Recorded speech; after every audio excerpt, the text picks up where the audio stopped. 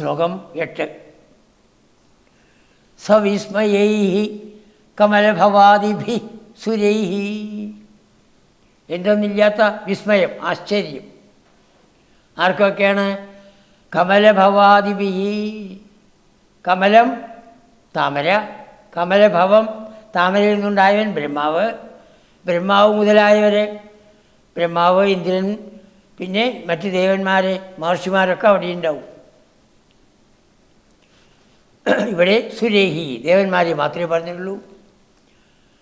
അനുദ്രുതസ്തനു ഗതകുമാരകൈ. തദനു അതിനുശേഷം ഭഗവാൻ കുമാരകൈ ഗത ആ കുട്ടികളോട് പോയി. അപ്പം അത് പറയാൻ മറന്നുപോയി. എപ്പോഴാണോ ഈ കുട്ടികളെല്ലാം വീണ് ചിലർ ചത്തിരിക്കണു, അവൻ തൻ്റെ ഒരു നോട്ടം കൊണ്ട് അവരൊക്കെ ജീവിപ്പിച്ചു. അവരെല്ലാവരെയും ക്ഷീണം മാറ്റി. അപ്പോഴേക്ക് സമയം മധ്യാഹ്നമായി.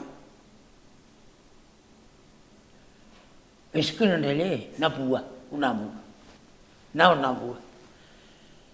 അനുദ്രുത തദനുഗത കുമാരകൈ. ആ കുട്ടികളുടെ കൂടെ ഭഗവാൻ നല്ലൊരു സ്ഥലം നോക്കി പോവുകയാണ്.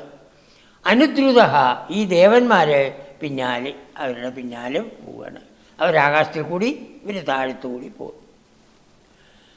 ദിനേ പുനസ്തരുണദശാമുപേക്ഷി. ദിനം, ആ ദിവസം തരുണൻ്റെ അവസ്ഥയെ പ്രാപിക്കാൻ പോകുന്നു. നമുക്ക് എപ്രകാരം കൗമാരം, യൗവനം, വാർദ്ധക്യമുണ്ടോ അതുപോലെ ദിവസത്തിനും കൗമാരം, യൗവനം, വാർദ്ധക്യമുണ്ട്. പ്രഭാതം കൗമാരം, മധ്യാഹ്നമായാൽ യൗവനം, പിന്നെ അസ്തമിക്കാറാവുമ്പോൾ വാർദ്ധക്യം. ഇവിടെ ഏതാണ്? തരുണദശാം.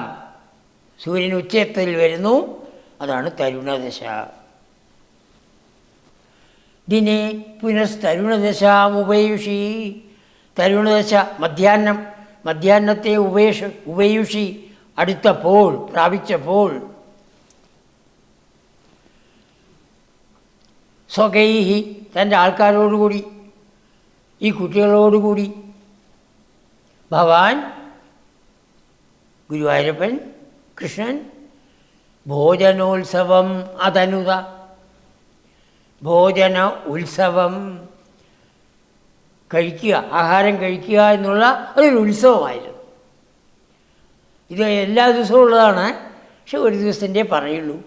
എല്ലാ ദിവസവും ഈ വിധമാണെന്ന് മനസ്സിലാക്കിക്കോളാം നമ്മൾ. അന്ന് ചില പ്രത്യേക കാര്യങ്ങൾ ഉണ്ടാവുകയാണ്. അപ്പോൾ കുട്ടികളുമായി ചേർന്നിരുന്ന്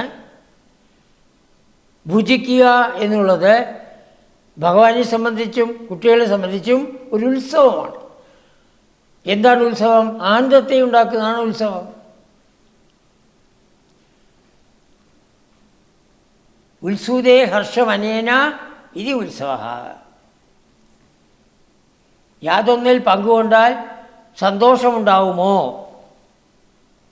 അതാണ് ഉത്സവം. അങ്ങനെ അവരെല്ലാവരും കൂടി നല്ലൊരു സ്ഥലം തിരഞ്ഞെടുത്തു. അവിടെ ഇരുന്ന് ഭോജനോത്സവം അതനുത.